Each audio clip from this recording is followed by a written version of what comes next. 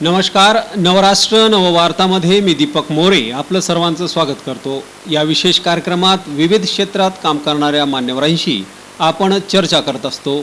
तर आज आपल्यासोबत आहेत महात्मा फुले समता परिषदेचे बुलढाणा जिल्ह्याचे अध्यक्ष दत्ता खरात साहेब.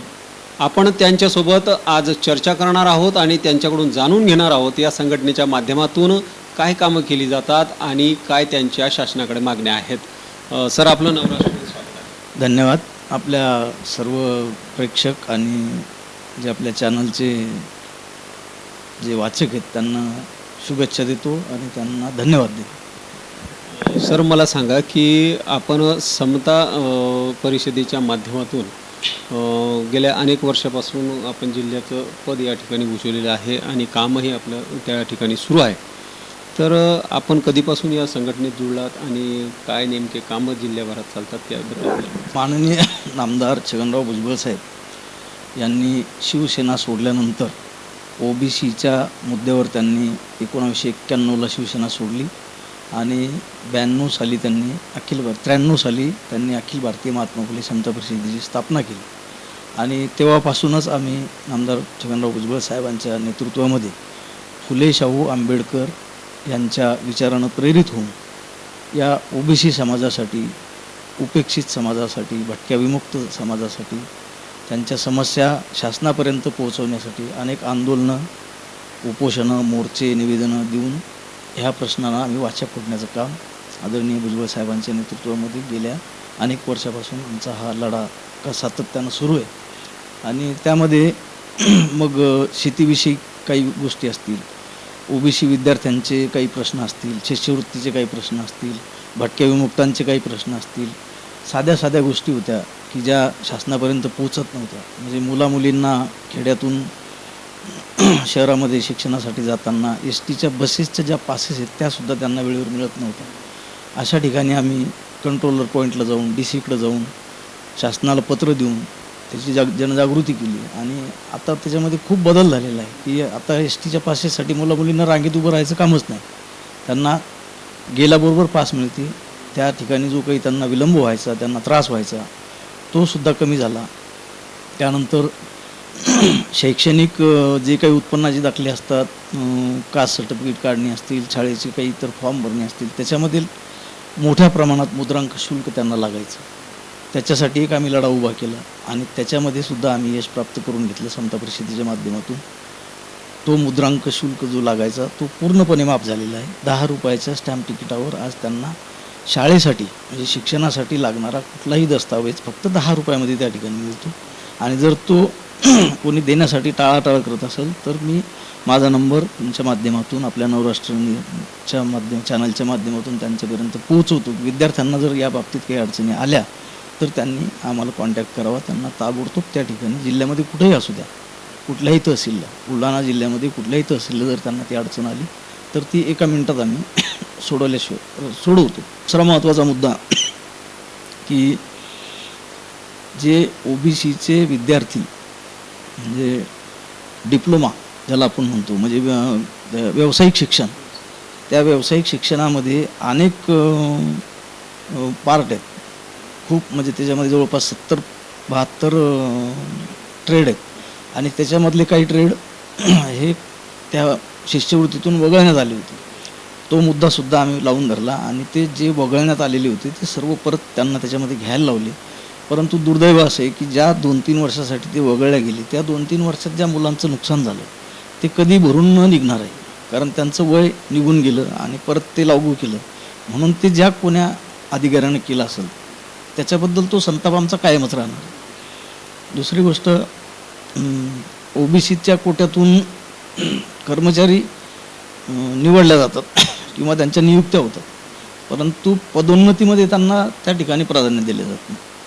तो एक लढा आमचा त्या ठिकाणी अजूनही सुरू आहे. महाराष्ट्रात स्थानिक स्वराज्य संस्था आहेत, त्याच्या निवडणुका देखील लांबणीवर पडत आहेत. महत्त्वाचा मुद्दा असा आहे की ओबीसी इम्पिरिकल डाटा जो काही दिला गेला नाही त्या संदर्भात डिले होत आहेत असं बरेच जणांचं मत आहे. सोबतच जातीय जनगणना व्हावी अशी देखील ओबीसींच्या माध्यमातून आता ओरड या ठिकाणी सुरू झालेली आहे.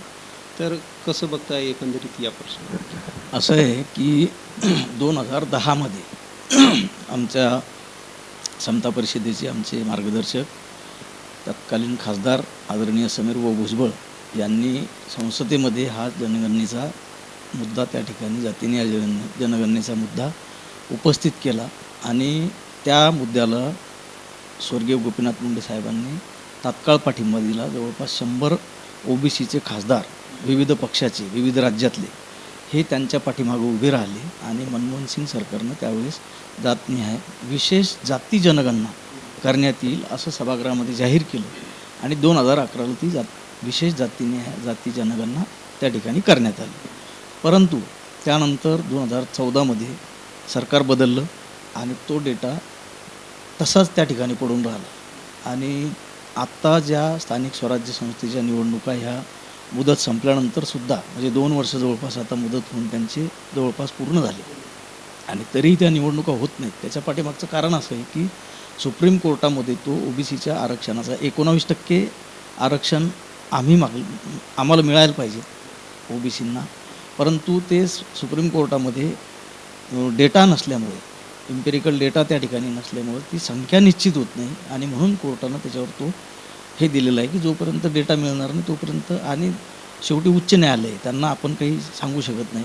ते सरकारचं काम आहे, केंद्र सरकारचं काम आहे आणि केंद्र सरकारकडे जर तो एम्पेरिकल डेटा त्या ठिकाणी उपलब्ध नसेल तर आमची जी जुनी मागणी आहे 2008, 9, 10 पासूनची जी आमची मागणी आहे अखिल भारतीय महात्मा फुले समता परिषदेची की या देशामध्ये जनावरांची, कुत्र्याची, मांजराची, डुकराची जनगणना होती, म्हणजे प्राण्यांची जनगणना होती, झाडांची जनगणना होती, पक्ष्यांची जनगणना होती, मग माणसाची का नाही? म्हणून आमचा जो महत्त्वाचा मुद्दा आहे की जातनिहाय जनगणना करून सुधारित डेटा तुम्ही संबंधित न्यायालयाला, उच्च न्यायालयाला जर दिला तर ह्या ज्या रखडलेल्या निवडणुका आहेत याच्यातून मार्ग मोकळा होईल आणि त्या ठिकाणी जे OBC, SC, ST जे लोकप्रतिनिधी म्हणून त्या समाजाचं नेतृत्व करतात त्यांना न्याय मिळेल.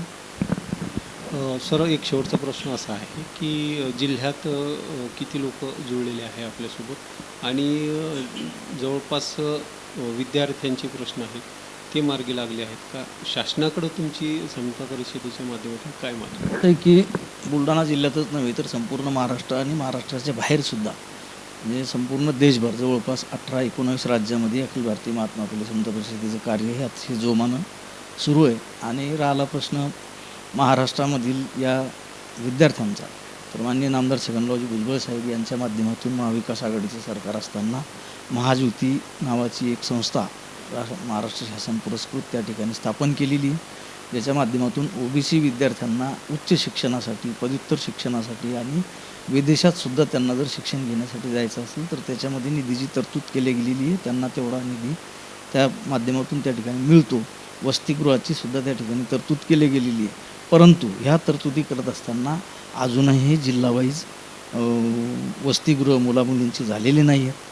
जर मुलामुलींची वसतिगृह झाली नाहीत तर शासनानं त्यांना सारथी आणि बार्टीप्रमाणे त्यांना जे नियम लागू केलेले आहेत तेच नियम OBCच्या विद्यार्थ्यांना लागू करावं आणि प्रायव्हेट हॉस्टेलला ते राहत असतील तर त्यांना जो काही महिना त्यांना जे पैसे त्यांना द्यायचे आहेत ते त्यांना देण्यात यावे.